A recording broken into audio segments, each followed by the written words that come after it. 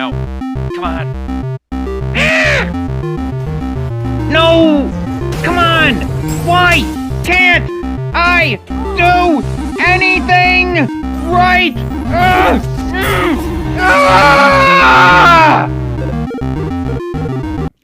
Hey there! Welcome back to my cave. It's your old pal, Baalf. I'm always on the hunt for brand new anthro-starring games. I'm kind of a finicky gamer, and that's why I like anthro-starring games. Does a game need to star them in order for me to enjoy it? Well, kinda, but I don't want to go into full details in this video.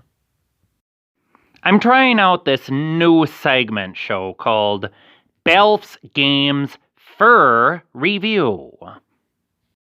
Yeah, I know, that's kind of a herpy-derpy title, but I can't think of anything good right now.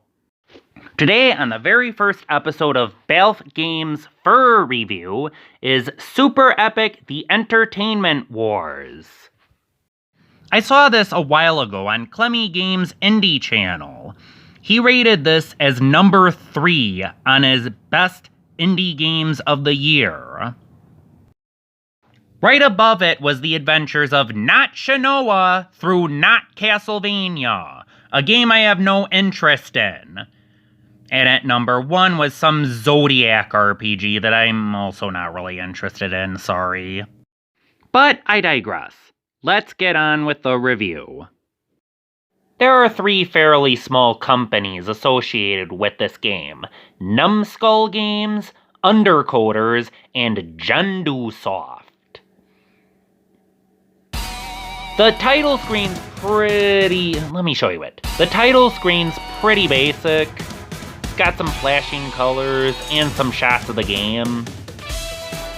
Nothing too fancy, but who says it needs to be fancy? That's one thing I like about this game, is that it gets right to the point. The theme song's pretty catchy though. Give it a listen to.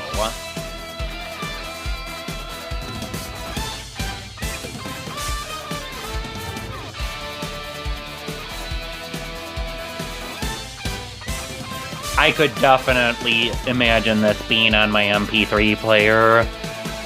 The game is a Metroidvania that takes cues from Symphony of the Night, but surprisingly, the gameplay is all its own, and it's quite original. This game utilizes a combo system, and that's what gives this game its charm. Part of the game's charm is its combo system. You get 3 attacks: a straight attack that lets you rack up combos, an upper attack which sends opponents into the air and allows you to extend combos, and a smash attack which not only sends opponents into the ground, but can also smash through defenses. Like a lot of these games, there are several different shops within the game. You got your item shop, of course. They sell goods like weapons, armaments, and potions. And then you got your blacksmith, this guy. He upgrades weapons you already have, and makes them much stronger. And then there's the ability shop. She sells new abilities for gems, another currency in this game. These abilities can be used to extend combos and give you more options. Keep the game from getting stale. Cool, huh? The game starts out fairly easy. Well, really easy, actually. But it does get progressively harder as the game goes on. Fortunately, it never gets brutal. At least not in the story mode. But upon clearing the second stage, you unlock a new mode. It's like the same mode, but there's a few bells and whistles to it. In the RC Rogue Prototype mode, you get ever-changing dungeons. Every time you play the game, the dungeons are different. Unless you want them to be the same, which you can do. You can't obtain items and weapons and whatnot the same way. You have to gather cards from enemies in chests. Frankly, it's a pretty interesting experience, and gives you 2 different ways to Metroidvania. I don't know if I'm doing this game justice. I'm not very good at reviewing, this is my first time. However, I really have been having a lot of fun with this game. This game does give you a lot of reasons to keep playing. New abilities, new areas, new enemies, new gameplay modes, just a lot of new. That's what you need to do to keep games from getting stale. And this game does that. That's why I really like playing this game. One more thing that keeps this game from being too brutal is that you can resume where you died if you want to. You lose half your money, but if you want to, you can resume right there. Personally, I'm not that kind of gamer, so I never utilize this.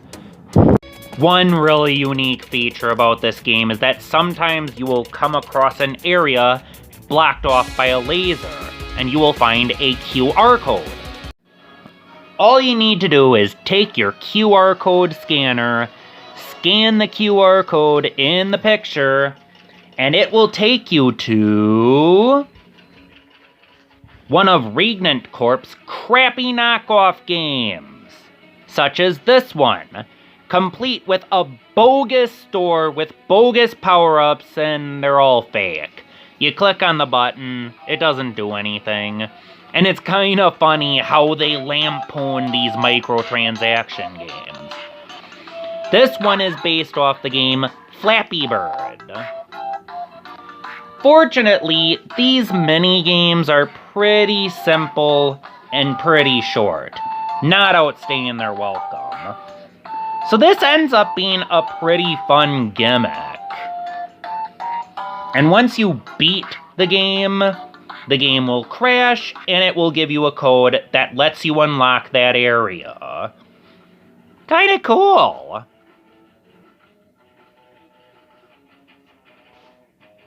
Also, listen to the melody of this one game.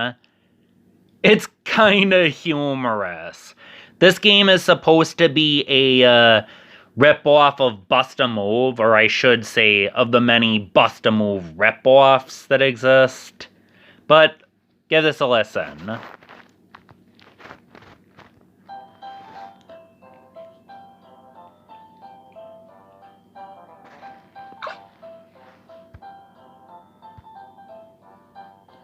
Ho, ho, ho, who wouldn't go? Ho, ho, ho, who wouldn't go? Up on the housetop, click, click, click, down through the chimney with good Saint Nick. First comes the stocking of little Nell. Oh, dear Santa, fill it well. Yeah, you get the point.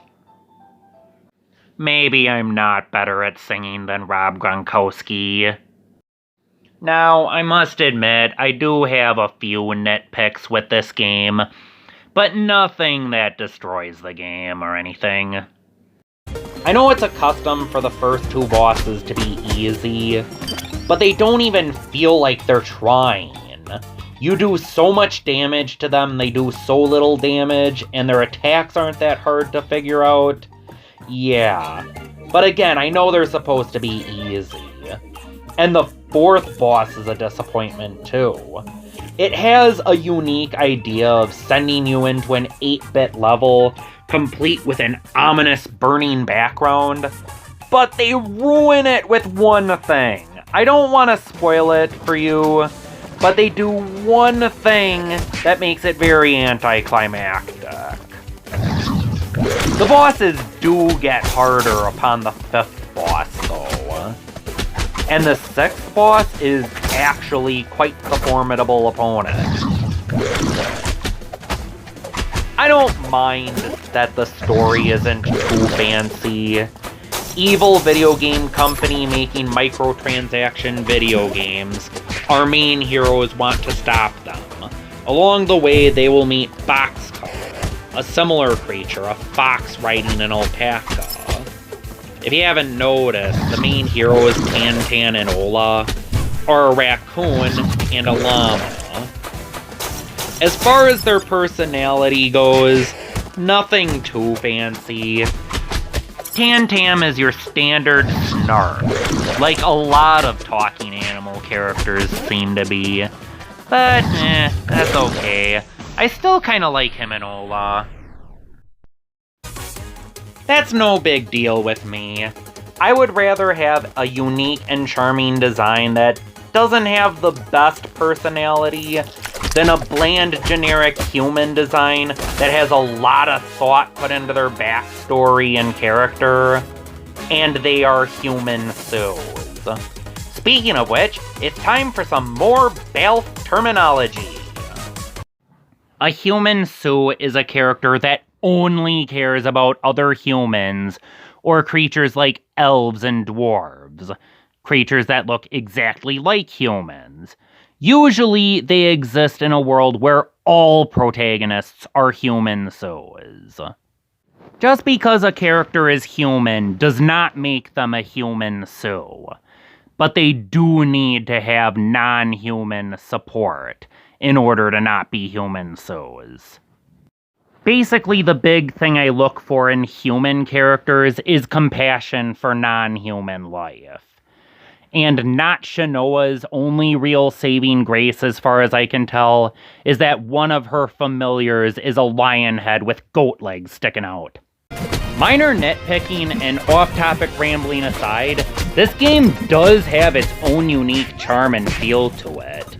Even if you have Bloodstained Ritual of the Night, this game is still worth having in your collection. And at only $18, it's not that pricey either. Give this one a try if you like Metroidvania games. It might surprise you. If you do like Bloodstained Ritual of the Night, that's fine. But those kind of games where you have humans going out and killing all these interesting random creatures, they really do get on my nerves, to be honest. To be fair, charming animals are hard to beat up for me, even if your character is an animal. Let's take another look at this boxing kangaroo. I honestly have a soft spot for boxing kangaroo stereotypes. I don't like beating them up, I really don't. And there are quite a few enemies in this game that I don't like beating up. I'm weird. And that was SuperEpic The Entertainment Wars. I hope this video gives you an interest in the game. Also, I hope you don't mind seeing into the mind of Baalf. Sorry about that. But, anyway, that's all for now. I'm Baalf, and the cave is closed.